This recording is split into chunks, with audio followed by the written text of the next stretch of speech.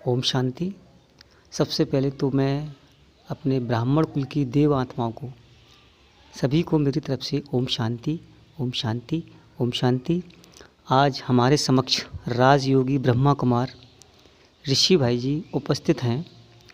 तो मैं ऋषि भाई जी से पूछना चाहूँगा कि इस ज्ञान में, बाबा के ज्ञान में आने के बाद आपके जीवन में विशेष क्या परिवर्तन आया और बाबा ने आपको क्या विशेष अनुभव कराया, कृपया बताएं। ओम शांति। आदरणीय ऋषि भाई जी।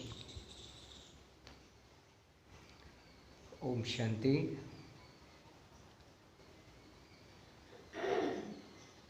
इस ज्ञान में मैं जब आया तो मुझे विशेष अनुभव हुआ साइलेंस का। और ये ज्ञान मुझे स्टूडेंट लाइफ में मिला। और स्टूडेंट तो आप जानते हैं कैसे होते हैं। मेरी स्टूडेंट लाइफ में ये स्थिति थी कि मुझे बहुत क्रोध आया करता था और मैं स्टूडेंट लाइफ में बहुत सारी फिल्में देखा करता था और मुझे बिल्स की सिगरेट पीने का शौक़ था और साथ ही साथ गोल्ड मोर भी कभी कभार खाता था। लेकिन जब ये मुझे ज्ञान मिला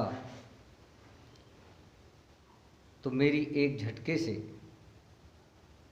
सारी बुराई छूटी और रंगीन कपड़े पहनना, बाल बड़े बड़े रखना, और मुझे अंदर से ऐसा लगता कि मैं फिल्में देखता था तो मुझे फिल्मी दुनिया में जाना है। लेकिन जब से मेरे को बाबा का जब ये ज्ञान मिला तो सारे झटके से सारी बुराइयां और मेरी सोच जो फिल्मी दुनिया में जाने की थी वो सारी ख़त्म हो गई। और बाबा का ज्ञान सबसे अच्छा लगा मुझे। और लगन यही रहती थी कि मैं बाबा से कब मिलूं। तो माउंट आबू जाने की ऐसी लगन थी, लेकिन मुझे 3 साल हो गए ज्ञान में चलते चलते, मैं नहीं जा पाता तो बाबा के सामने बैठ के रोता रहता था। एक भाई का रिलेशन था तो हमारी आगरा की जोन इंचार्ज बिमला बहन जी थी। मैंने उनसे जाके कहा, बहन जी मुझे ले चलिए, कि तू अभी तक नहीं गया। बहन जी ने बोला कि अभी तक नहीं गया हूँ। तो तू कुमार है, चल बाबा से मिलने चलेगा। तो एक भाई का रिलेशन कैंसिल हो गया और उसके रिलेशन में मुझे ले जाया गया। तो माउंट आबू पहली बार मैं मिलने गया 94 में। तो बाबा ने मुझे बहुत ही अच्छा अनुभव कराया और मुझे लगा कि मेरा बिछड़ा हुआ बाप, जिसके लिए मैंने भक्ति की थी, पूजा पाठ किया था, वो आज बिछड़ा हुआ बाप मुझे मिल गया। तो जब मैं बाबा से मिल रहा था तो मेरे अंदर से बहुत ही खुशी, और मैं हॉल के अंदर बाबा के समक्ष बहुत रोता रहा और मेरा रूमाल भी भीग गया। मुझे बहुत अच्छा अनुभव हुआ। तो बाबा से जब मिल गया तो मैं ओम शांति भवन से नीचे उतर रहा था तो मेरे ज़मीन पर पैर नहीं थे, मैं ऐसा लग रहा था उड़ रहा हूँ। और मुझे सब कुछ मिल गया बाबा को पाने के बाद। तो मेरे जीवन में विशेष परिवर्तन आया, सारी बुराइयां मेरे अंदर से निकली और मेरा पहनावा भी चेंज हो गया। मैं जीन्स के कपड़े पहनना, काले पीले कपड़े पहनना, ये सब कुछ था।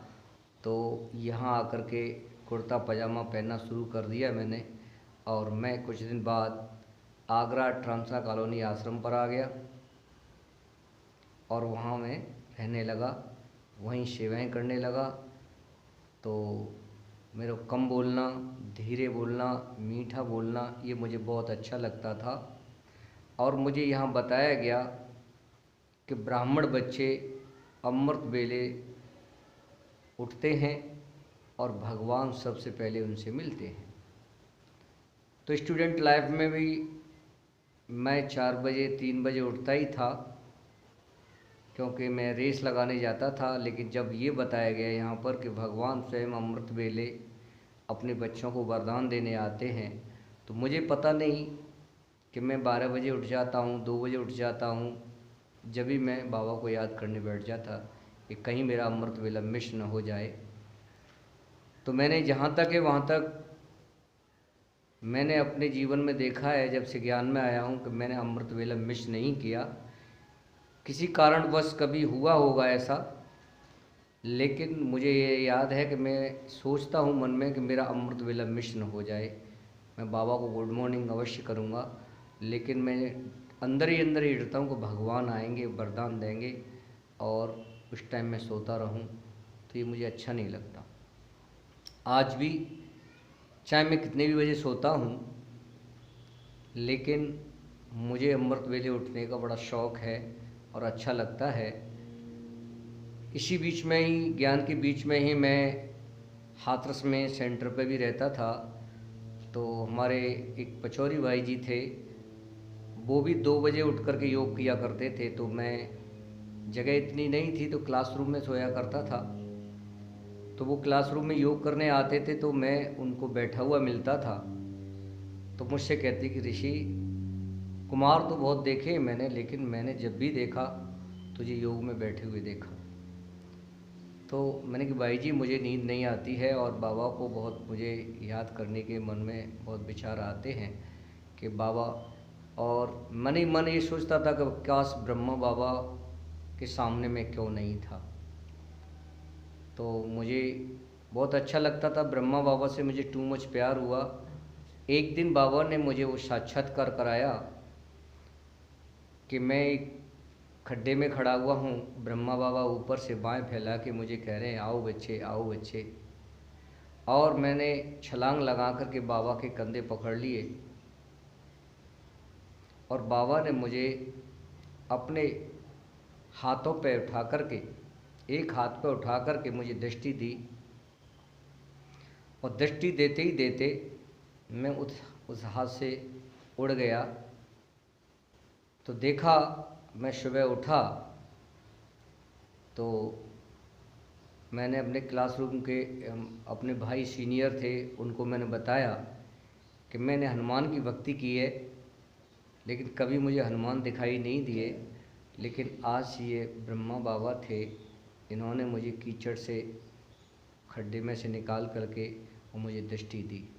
तो उन भाई ने जवाब दिया मुझे कि ऋषि भाई, तुम संसार की कीचड़ में थे, बाबा ने तुम्हें अपनी गोद में लिया है और स्वयं भगवान ने तुमको अपने हाथों में बैठ कर के दृष्टि दी है।